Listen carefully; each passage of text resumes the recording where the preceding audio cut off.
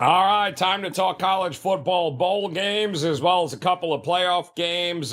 We are at that point of the year. Mid-season when they weren't covering games, he was out. And when you look at the Georgia Southern side, Joe, opt-outs, however, they've been in 3 straight bowl games. They're 0-2 their last 2. And Clay Helton is just 1-6 against the spread in bowl games. That's kind of like a repeatable trend that I look at, how the head coach does against the spread with the extra preparation time coming into bowl season. They did beat Marshall. They beat JMU. They were leading against Boise State, but that was all earlier in the season. I actually think Sam Houston State here has a lot to play for. It's their first bowl game in program history, so the motivation is there.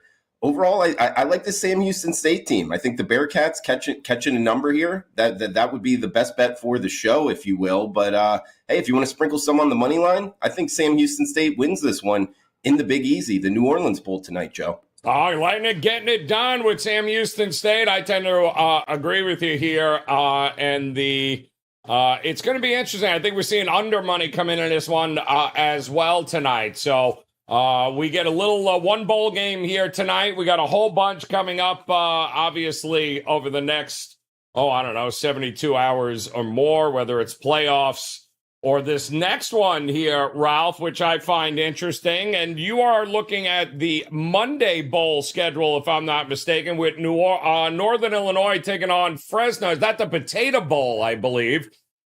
Which is going to make this very interesting for Fresno State. I would imagine where they hold the Potato Bowl, not going to be the best of weather this time of year here for Fresno State, nor do you have any idea who the quarterback for Fresno State in this game is going to be? No, it's not going to be the starter, but it's not going to be the starter for Northern Illinois either.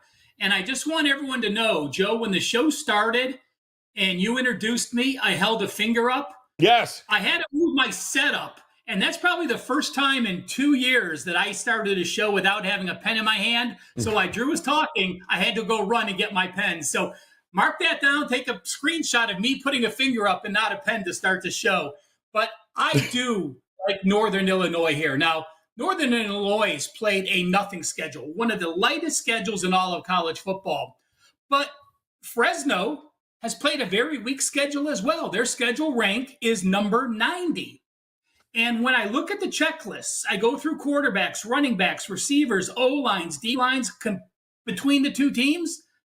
The only edges I give Fresno State, I give them a slight edge because they played at Boise, but that was 2 years ago. So there's only a handful of players that, played at Boise in their last game.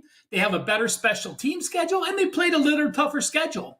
So I look at and I think of, well, let's see. Mickey Keene, the starter for Fresno, is in the transfer portal, not playing. Ethan Hampton from Northern Illinois already signed with Wake Forest, so he can't play. So if we're missing both quarterbacks, which team is a better run team and which team has a better run D to stop the opponent? That is clearly both on the Northern Illinois side. When you're missing a quarterback, you have to look at the run and pass ratio. Northern Illinois runs the ball 61% of the time. Fresno State only runs the ball 47% of the time, so they are much more reliant on their quarterback.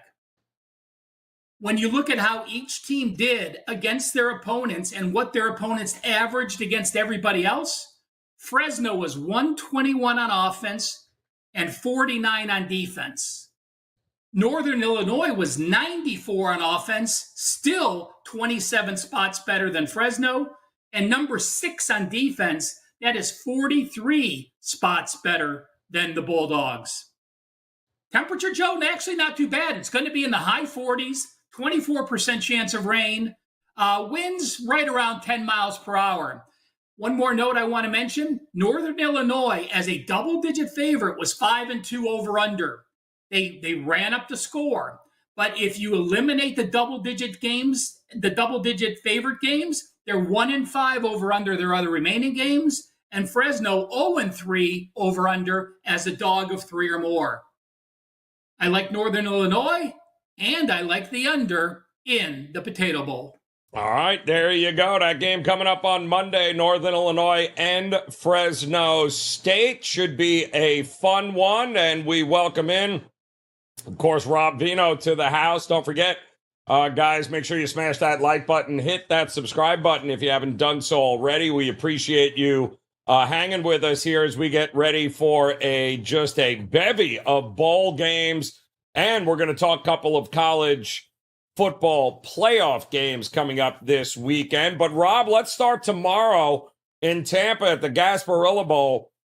One of the weirdest lines we've seen all week, over the week and a half, where it's opened, where it's gone, all the buyback. I mean, we saw Florida as big as a, 14 and a half point favorite.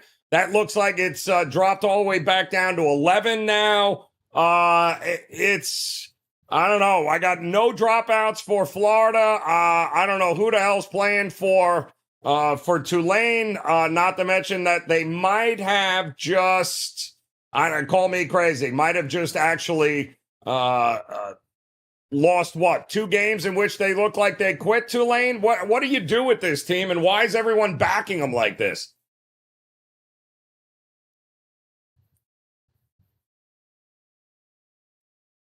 Oh, I think he's on mute. Veno has muted us. There you go. Much better. Yes. I can't even blame Dan on this one. That was you, Rob. I really wanted to blame Dan, but I can't do it. Yeah. That's all we know. You're off the hook, Dan. Joe, let me just say that, I kind of get the hype. Double-digit underdog, early bowl game. It's a general rule of thumb, an old adage. Where motivation is concerned, you would like to play the double-digit underdog. It's somewhat of a situational thing like everything else, and maybe somewhat a thing of the past. But I get it from the standpoint that John Sumrall, the head coach of Tulane, who was really rumored to go to North Carolina before Bill Belichick came in and interviewed and got that job, he stays, and it creates a motivational angle. It creates a cohesion type of angle for Tulane. But I would say this, I separate my agreement in that particular hype between offense and defense. I'm kind of pro-Tulane offense here, anti-Tulane defense in this one. And the pro-offense part might strike people as maybe the reverse of what your logic should be, because after all, Darian Mensah is out of there. Their starting quarterback transferred to Duke. Ty Thompson comes in. He's an ex-Oregon Duck. Highly touted kid, should be just fine in this situation. He's got all the tools necessary. You're talking about opt-outs here for Tulane. They're minimal and none on offense. Really, the only couple that they have are on the defensive front seven. So offensively, all of their guys are back. It's an explosive offense. Practice reports indicate they're highly motivated here. I would expect that they can move the football and score. They were dynamic offensively this year, both aspects, rushing and passing. The problem for them, to me, and you talked about it a little bit at the end, is on the defensive side of the football, where, again, they lose a couple transfers in the front seven. But those last 2 games, you've got a college football playoff potential berth on the line. You're a 13-point home favorite to Memphis, and you get run out of your own building. They gave up 236 rushing yards in that game, came back the following week with an ACC championship on the line, AAC championship on the line. Against Army, give up 335 yards rushing, get wire to wired in that game as well. Army averages nearly 6 yards per pop. So, again, 13-point favorites, can't play defense against a good offensive team. Come back with a chance to win a conference title, can't play any defense against the run. If you start looking real close at Tulane, you'll find that every good offense they played did damage. I mean, their statistics defensively are so skewed. It's kind of crazy. You find this in a lot of situations, but with them, they played North Texas, which can move the football, right? North Texas got 525 total yards against this team, 449 through the air. K-State's kind of a step up in class for Tulane. K-State averaged 7 yards a play, 7.1 to be exact, against this team. UL Lafayette, best team in the Sun Belt to some. They got 413 total yards against Tulane, 6.6 per play. All 3 of those teams, they scored 37, 34, and 33. So again, I agree with Tulane from an offensive standpoint, but defensively against this Florida team, they come in just as highly motivated off of that 3-game win streak to end the season. Billy Napier did quite a job turning that around. DJ Lagway, should have a field day against this particular defense from what we've seen by other good offenses against them. I would say that the Gators right now are probably as good offensively as they've been all year in both aspects. So to me, you're looking at a game being played between two offenses with a total of 49.5. Seemed a little bit low. For Florida, real quick, I'll just say that even in those victories to end the season, a couple of those defense wasn't great.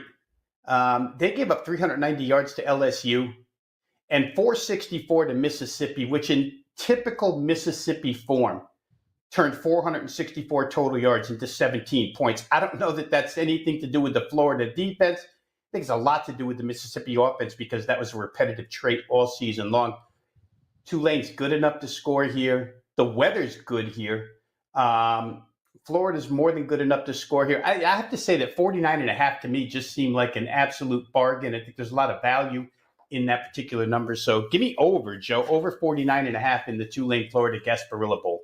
Yeah, I like that look as well. I just it feels like Florida is got new life here with Napier and all those kids and starters, Veno, that you alluded to, not leaving Florida, looking forward to coming back. It's in their backyard. Something tells me we're going to get a lot of Gator fans at the Gasparilla Bowl here in Tampa. So should be advantage Florida, and you're right, should be a ton of points in this game as well. All right, guys, don't forget to hit that like button, subscribe button if you haven't done so already. Quick look at the chat room.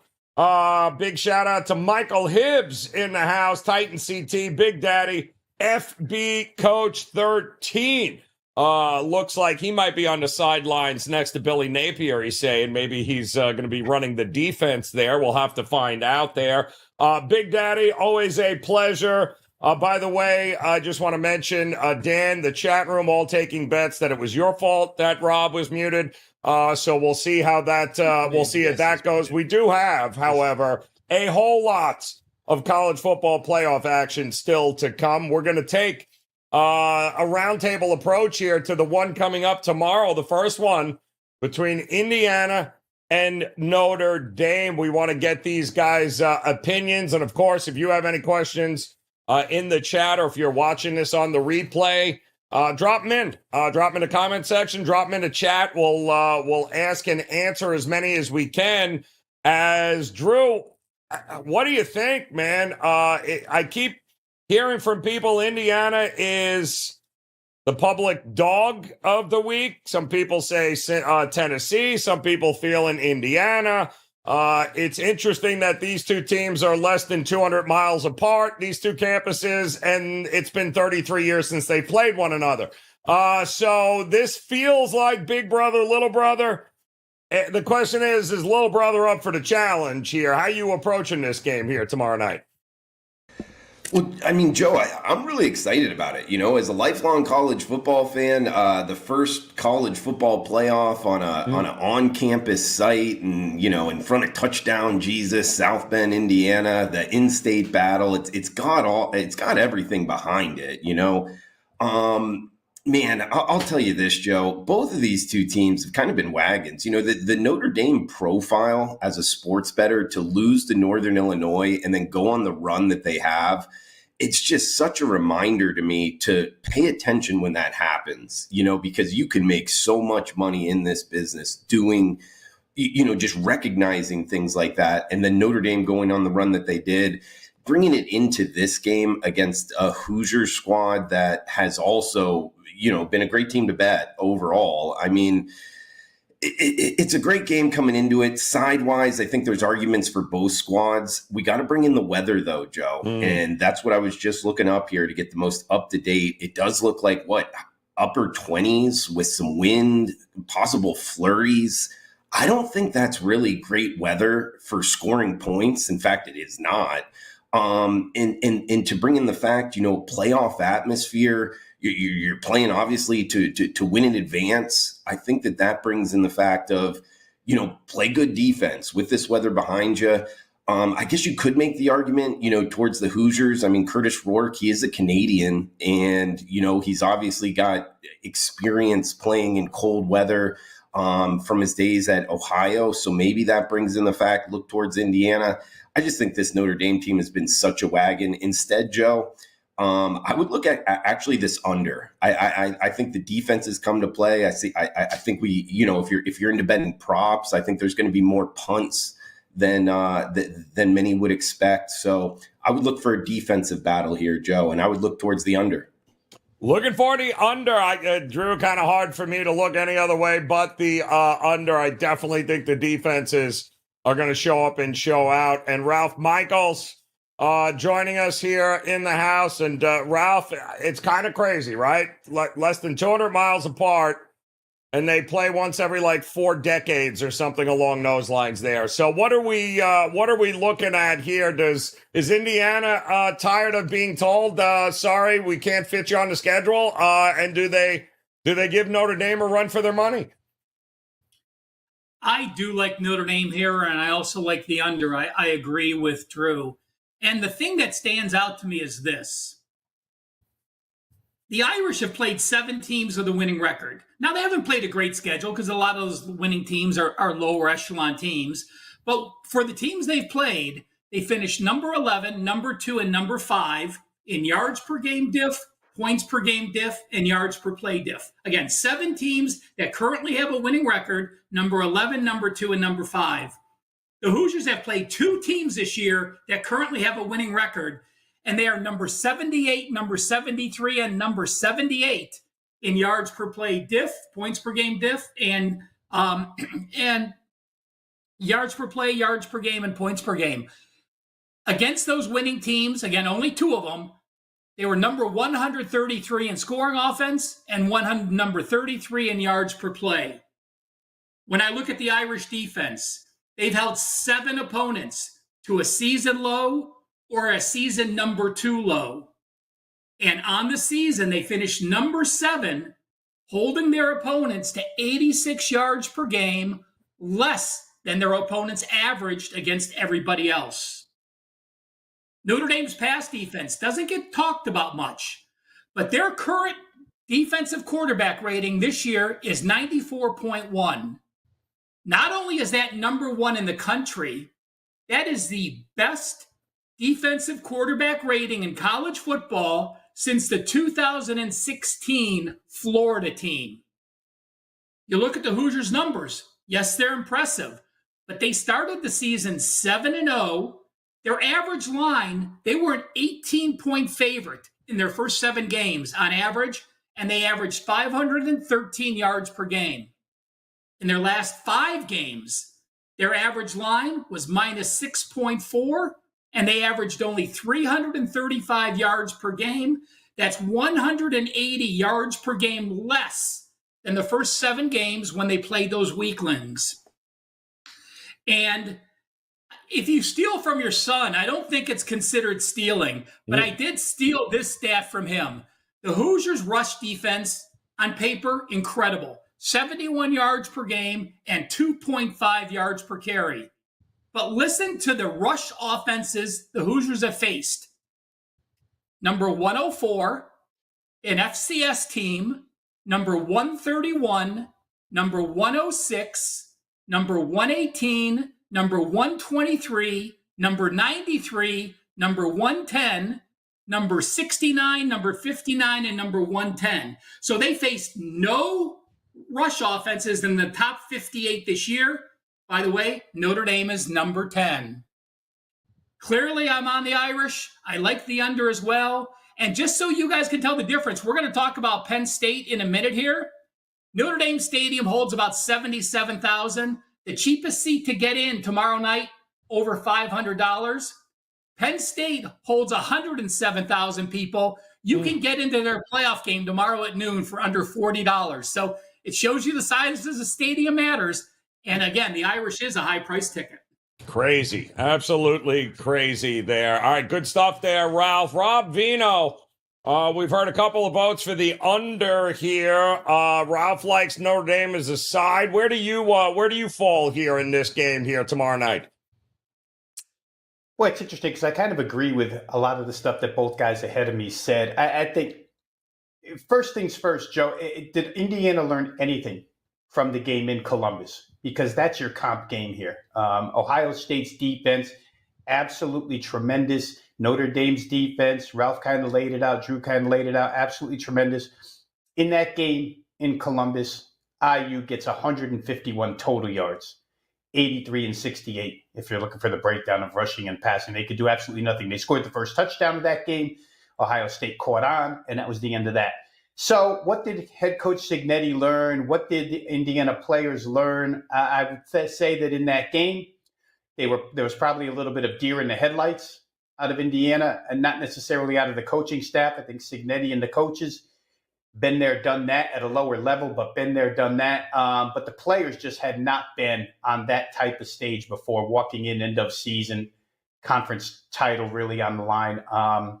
So you have to ask yourself, are they really just a product of a poor schedule, or were they a little bit frightened in that Ohio State game? We'll see. But to Ralph's point, because I was going to bring it up about the rushing of Notre Dame here, and we're going to find out if the trench play of Indiana is any good whatsoever, because Notre Dame has gone for over 200 rushing yards in 8 of their games.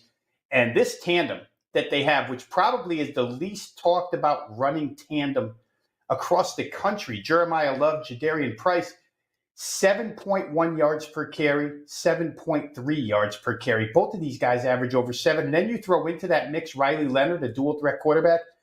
It's a difficult rushing offense to stop. And keep in mind, Ohio State didn't have that. I mean, Will Howard is not necessarily a guy you incorporate into the running game. He's got running capability, he's got mobility, but he's not necessarily a guy that you draw up plays for, where Riley Leonard is. So Indiana's got their hands full. I don't know that the weather plays as much of a factor in the total. It's cold, but there's no wind. There's really not going to be anything in the way of precipitation that's going to hurt the game at all. What I think happens in these cold weather games, guys, is that after a while, you're banging pads. It starts to hurt a lot more in the cold, and people back away from tackling. I don't think that side would be Notre Dame. I think that side would be Indiana, because they just don't have the depth of Notre Dame. So perhaps they get worn down second half, which would lead you to a play on Notre Dame.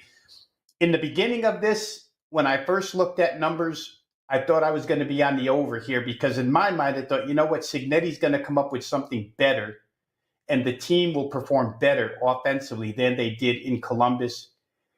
Just not so sure that's true right now, the more I think about it. Notre Dame, in years past, they get to a point like this and they're a complete flop, mostly under Brian Kelly. But to me, Notre Dame's got a shot this year, guys. I don't know that the separation between Notre Dame and the number 1 seed Oregon is as big as it was when Notre Dame was getting trounced by SEC teams. Home crowd, I'd probably say slight lean here towards Notre Dame. People have bet the over here, though, Joe. I mean, it's going up 51, maybe to 51, 51 and a half, up to 52, 52 and a half. So we'll see. I wouldn't be surprised either way on the total, but I think Notre Dame should come out of this in pretty good shape. Yeah, even seeing 52s showing up here now as well in that one. And that's going to be our first college football playoff game. That is going to kick off tomorrow night, 8 o'clock Eastern time at Notre Dame. Don't forget to hit that like button, hit that subscribe button if you haven't done so already. We got one other game that we're going to break down in the playoffs. It's an interesting one as well, because I don't know which version of SMU we're going to get here, guys. The one that played in the second half against Clemson, or the one that played in the first half of Clemson here. And Drew, they certainly look like they belong, and certainly you can say what you want about the schedule, but they certainly showed up and showed out, almost came back and beat Clemson in that game. What are you thinking of their chances here? 8.5, I'm seeing 53.5 now. SMU got a chance of keeping this thing close, maybe even pulling out the outright upset? They got a chance, Joe. It's not going to be with my money, though, man. I think Penn State, I think the Nittany Lions are the side here. Talk about schedule. I just look at this SMU team. What was their best win this season? I mean, Louisville, was it TCU? I mean, there's just not a lot of meat on the bone here. And I know a lot of people have been talking about that, the ACC getting 2 teams in. Look, if their quarterback Jennings, if he has a day, they got a shot. I mean, I would give him like a puncher's chance. I just think Penn State's the more talented team. I mean, top to bottom of the roster. I think they're going to win in the trenches here. It is at home. Another game with, cold. It looks like 20s, and this one does have some wind. It looks like wind gusts up to as much as 30 miles per hour. And I mean, obviously it hinders both offenses, but I just feel like Penn State's going to kind of run the ball down their throat, if you will, Joe. And I think they win by double digits here. If you're looking to kick off your Saturday, I think it's the Nittany Lions, man. That's the way I would go after this one. I know James Franklin, he's had some trouble in some big games, but SMU isn't a top 5 team here. They're not named Ohio State. They're not named Michigan. So I think Penn State wins. I think they advance. I think they cover this. I think they cash the ticket. I would go on the Nittany Lions, Joe. Oh, all right, Penn State. I mean, kind of hard to argue. They're 8.5-point favorites, right, Drew, for a reason here in Happy Valley. Ralph, I'm wondering how much is home field advantage going to mean in these first round of the very first playoff game, right? 12 playoff teams here for the first time. Home field advantage, wondering how big a role that's going to play in this one. And is it Penn State or pass for you as well? It is. I give Penn State a 3-point home edge. Had they been playing at night at a whiteout, I would have given them a 4.5-point home edge. So I think the noon scheduling hurts them. But again, this team has been so hungry to get to the next level. I don't care if it's noon or at night. I look at, I think Drew brought up a good point. What is SMU's best win? Well, I'm going to take that one step further. Yeah, they went 5-0 on the road this year. They played at Nevada, probably in front of 20,000. They played at Louisville, 50,000. Stanford, 40,000. Duke, they probably had 30,000. Virginia, they probably had 30,000. So this team played against no one on the road. So you're going to have this SMU team walking into a stadium with 106,000 people in a complete whiteout. I think that is deer in the headlights look. So that has me liking Penn State early, especially first quarter, first half. You look at the strength of schedule to quantify how weak of a schedule SMU played. Well, they did play an ACC schedule, but they were ranked number 41. Penn State has played a top 20 schedule. I have them at number 16. When you look at season-to-date stats, Penn State plus 167 yards per game, SMU plus 117. When you look at Penn State's 2 losses to 2 of the best teams in the country, Ohio State and Oregon.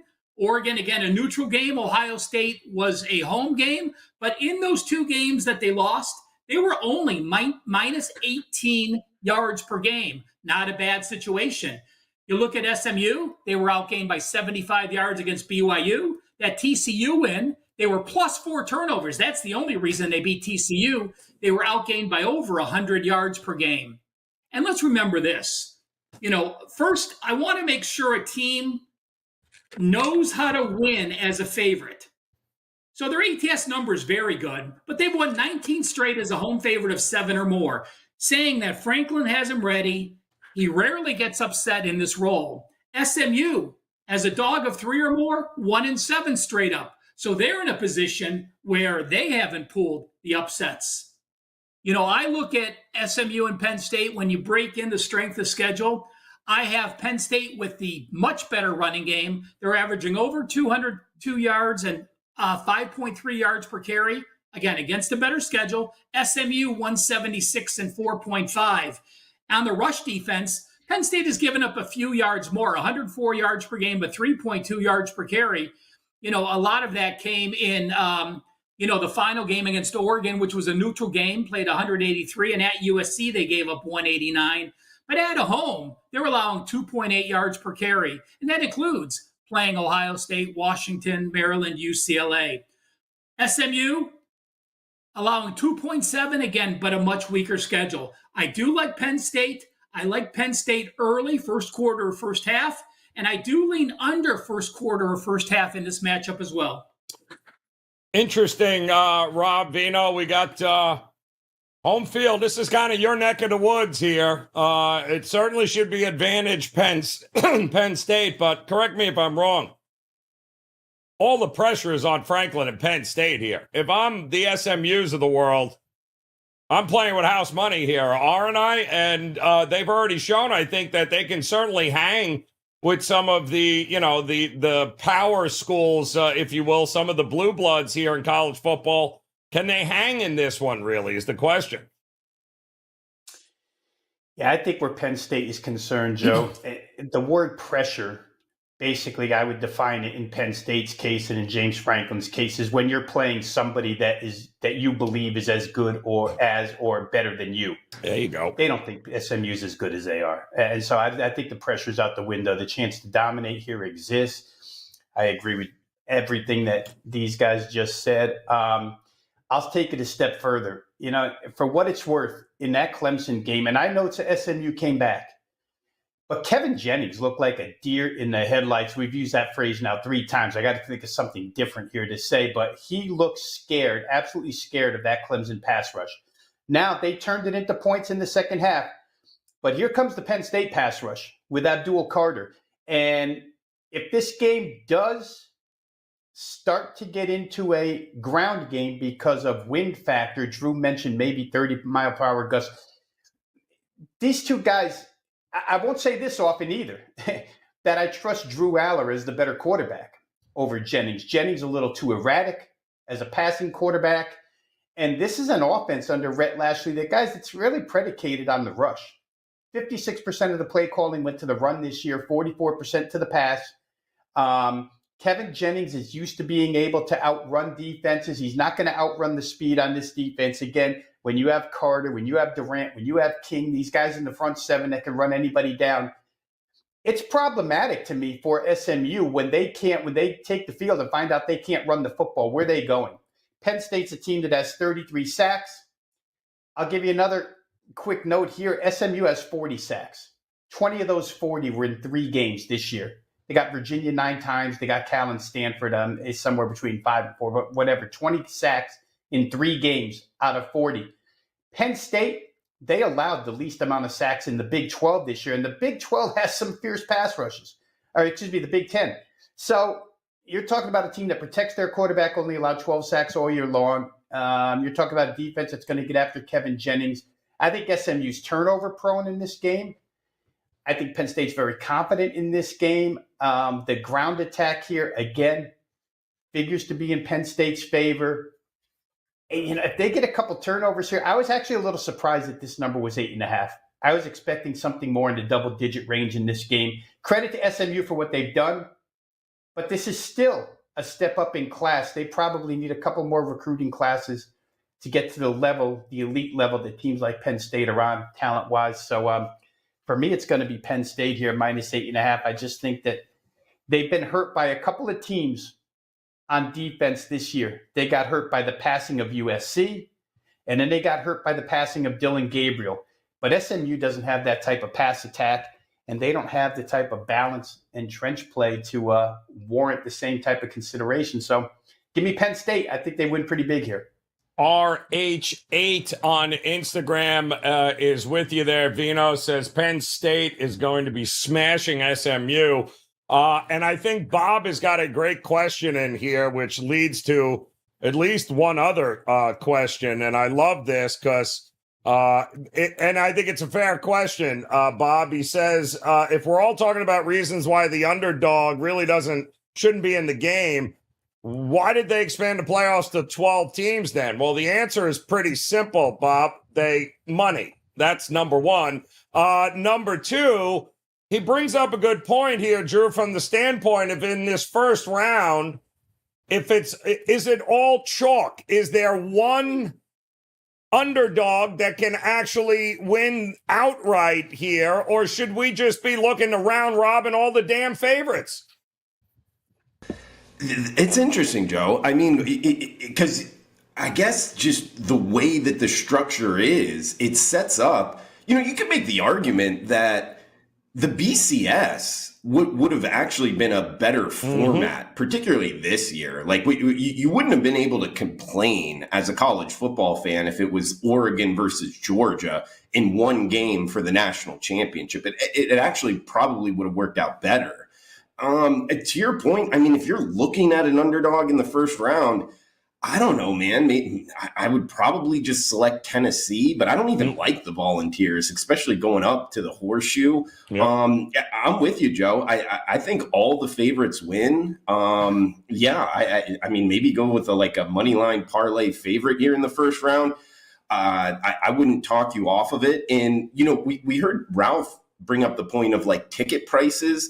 Joe, one thing that the college football playoff, I think, needs to change is that second round needs to be at home on campus, because asking these fan bases to go 3, if not 4 trips in a month, we're borderline. One of the best things about college football is the atmosphere in the games, with the band and everybody, it's almost unmatched across other sports. I'm worried about a semifinal game where it's just the atmosphere isn't there, because these fans are not going to be able to travel that many times in a row. So I think these second round games need to be on campus as well, Joe.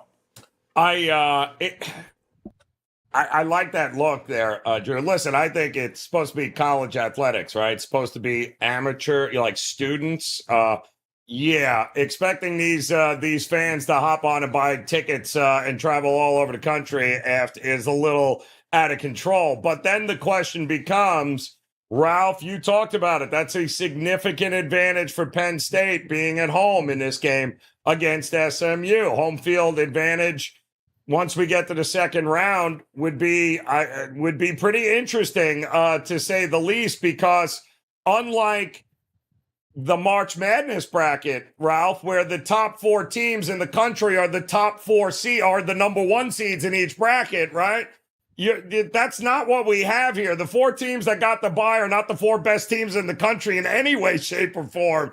They just happen to be seeded that way, which would make home field advantage in the next round very interesting as well. But are you going to is there a dog here, Ralph? Or why shouldn't I just round robin all the favorites in this one, give myself 6 combinations of 2 teams, 4 combinations of 3, and bet them all to win here, unless you think there's a dog that can outright win this?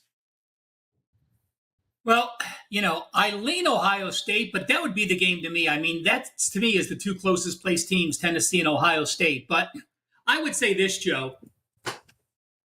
What you said first was correct. You said money. I'm going to throw out the conspiracy here. There is no way in hell Boise is a top 4 team in college football. In fact, if Penn State wins, I make Penn State a double-digit favorite.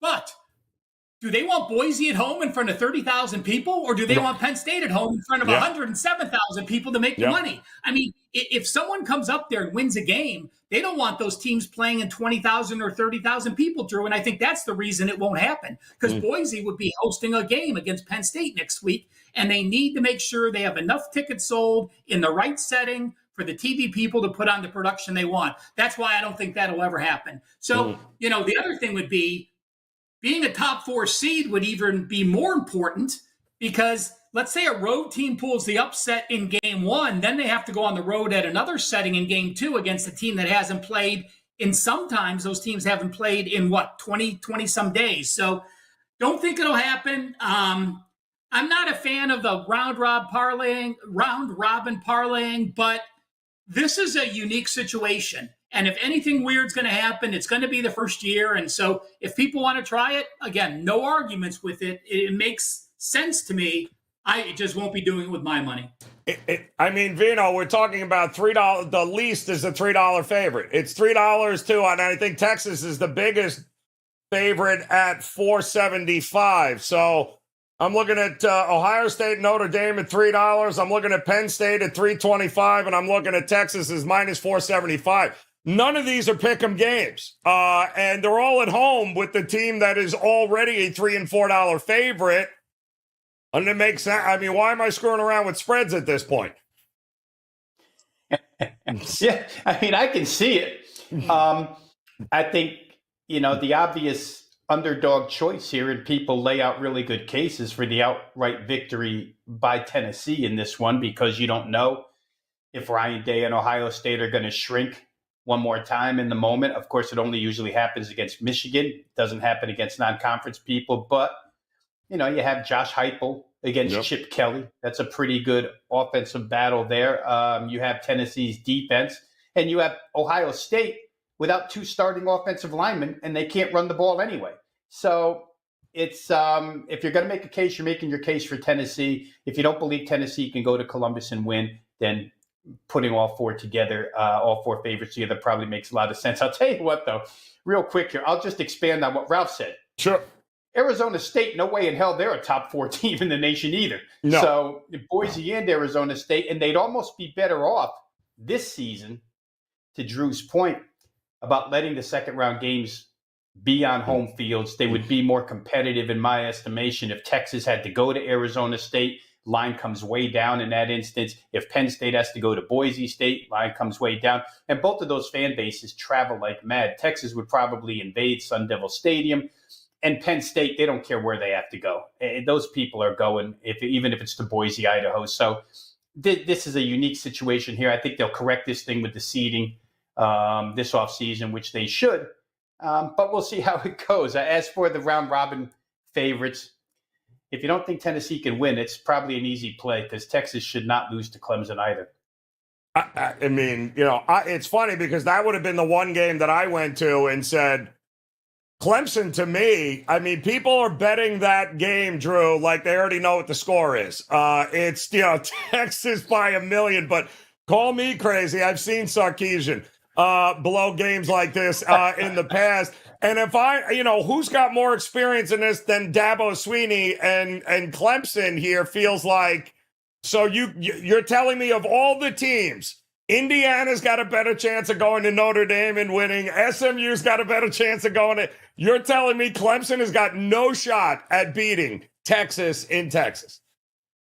No, I'm not telling you that. No way. I mean, but that's it's kind of crazy, right? I mean, because they're betting this game like they already know the outcome. I just hearing you tee it up like that, Joe, I actually maybe changed my mind here towards Clemson. I mean, Texas has no top 25 wins. But seriously, look at their schedule. It's amazing. They just played an SEC schedule and they didn't beat one top 25 opponent. I mean, what is their best win? Seriously. I mean, they beat a Florida Gator team with a 3rd string quarterback in there. I don't know what their best win is. And to tell you the truth, to ask them to lay, 12 here, could they run away with it? Absolutely. But I don't know, man. I mean, this Clemson team, they might be riding under the radar here. If you're making the case for SMU, I almost think it's correlated with Clemson here. If you're looking to take a shot, maybe like a home run type play here, how about Clemson? Maybe a little SMU. I actually like Clemson more than I like SMU. So, I mean, Dabo Swinney definitely has the experience here. And Texas, there's not a lot of meat on that bone, man. They played probably the easiest SEC schedule that I can remember off the top of my head. And they went 0-2 against Georgia. So, man, I wouldn't go against Clemson here. All right, you made me change my mind, Drew. Now I'm putting Clemson in the round robin. Ralph, what are you thinking here? I saw the pen getting flying up over there. I mean, listen, either all the favorites win or we're going to get upsets galore here, one way or the other. If the first year is going to be chalky, I don't know. I would have thought in college football, Ralph, these spreads would have been a little bit closer. The money lines would have been a little bit closer. But, here we are, and opportunity present itself. But should Texas be the biggest favorite in this first round? Should they be that big a favorite, Ralph? I think it just came down to if Clemson doesn't beat SMU and they only beat them, on a last-second play, they're not in the playoffs. So I think it comes from that mentality that you're playing the team that got in last. Joe, I ran the numbers real quick. If you bet all 4 chalk on the money line, one unit pays 1.96. Okay. If you knock out one of the minus 280s and play the 450, the 320, and the 280, it plays about 1.2 units. So that just gives you an idea. If you don't want a round robin and you want some action on the games, you can bet 1 unit to basically pick up 2 units, parlaying all 4 money line chalk. Yeah, I got it minus 130 if you just put, let's say, Penn State and Notre Dame together. I'll assume that it'll be a little more expensive there because Texas is an absurd situation there. But if you put Notre Dame together with Ohio State, for instance, you're still at probably minus 130, 135, somewhere in that ballpark there if you just wanted to go with two teams. So there's a lot of different ways to go about it. I am just skeptical, Rob Veno, of $3 and $4 favorites in college football with teams that have all earned the right to be here. I don't think anybody's got a gripe. I think that for 12 teams, my biggest fear was, oh, this is going to be a train wreck because we're going to get teams that don't deserve to be here. They're going to be I think the 12 teams that deserve to be here, crazy enough, are here. I don't think anybody got screwed outside of that, although South Carolina fans might argue. They might argue, but they wouldn't be right. I mean, congratulations. You played the last month of the season really, really well. But you know what, Joe? When you look at the quarterbacks in this playoff, I mean, honestly, when you were talking about Texas just now, we didn't cover that game here today, but I would express the same concerns about Quinn Ewers as I do about Drew Aller, as I would about Cade Klubnik going into Texas, as I would about Nico Iamaleava. The quarterback play, Drew Aller, the quarterback play in this tournament, in this playoff tournament, is not exceptional. And when you look at it, I mean, if you're looking for the top tier, it's probably Dylan Gabriel, obviously, comes as the best. Carson Beck is sporadic at best. When he's really good, he's really good. When he's really bad, he's really bad. There's nothing consistent about the guy. Riley Leonard is a hit or miss passer, better runner. I mean, is Curtis Rourke the next best quarterback? Is the freshman at Arizona State the next best quarterback? I mean, it's crazy. The quarterback play here isn't great. I think that's what makes it such a tight race. If they had seeded this thing correctly, then we wouldn't have these types of lines that we have. But, again, I personally don't see Clemson going into Texas and winning that game, although Quinn Ewers he's more hype than substance for sure. I agree. And Bob in the chat, I did not say best 12 teams. I said the most deserving 12 teams. Yeah. They deserve to be here. The 12 teams in it deserve to be here because they handled their business. Bottom line there. So I got to tell you, it's going to be a fascinating first go at this here with all of these favorites, not the greatest of quarterbacks. It's going to be very, very interesting in addition to the bowl season. And Drew, speaking of bowl games, what do you got locked, loaded, ready to roll for clients over at your page at WagerTalk.com? Absolutely, Joe. It's been a great run, man. The football sides have been cashing at a high number really over the last month. Got a 4%er up for Thursday night football here in the NFL. The Broncos and the Chargers AFC West battle here. Two playoff teams current in the AFC, and then got a 5%er going on Friday in college football, the first 5% of bowl season. So those are the two I got up right now. Be in with the Saturday card, college basketball going strong as well. And then NFL Sunday will be up by the end of the day as well. So got that 4%er tonight, 5%er on Friday. And we got that special, Joe. What if you buy January, you get the rest of December for free. So that might be the best option there, guys. We got a bunch of sports rolling right now. Great time to be a sports bettor. Check it out, Drew Martin, WagerTalk.com. Yeah, I love that, Drew. I mean, the simple fact that you can get for $2.99, you're basically getting all of January, all of the bowl games through the national championship, all of this, the rest of December. Plenty of action going on here. And Ralph, you locked, loaded, ready to roll here coming up this weekend? On a great run as well. I've got a NBA college football twofer for tonight. I've got a 4% playoff game loaded. I got a 5% teaser in the NFL for Sunday. My teasers are on the 19-4 run. So again, the $2.99 is the way to go. Joe, I went to the database when we were talking. Just FYI, since 2012, college football home teams as a favorite from -7 to -14. So all four are in this range. Both teams with a win percentage over 75%. The home team has actually only won 70.4%, and the home team has only gone 43% against the spread. 65-86. Again, that's since 2012. Now you're going to make me put all the damn dogs together, Ralph. Stop going to the damn database. Rob Veno, how about it, man? Lock, loaded, ready to roll here tonight? What do you got for us? Lock, loaded, ready to roll, Joe. 4% best bets in college football action for Friday, for Saturday, already loaded. A play on tonight's game, college football bowl action up as well. The month of December has been kind so far, up 24.3 units all told. And college football has been the biggest part of that. It's carrying the weight here, up 50% of that is due to college football this month. So looking forward to the remainder of the bowl season for sure, and the playoff action as well. And as Drew and you mentioned, the WagerTalk special offers, whether it be the bowl package itself or whether it be the 2 weeks free.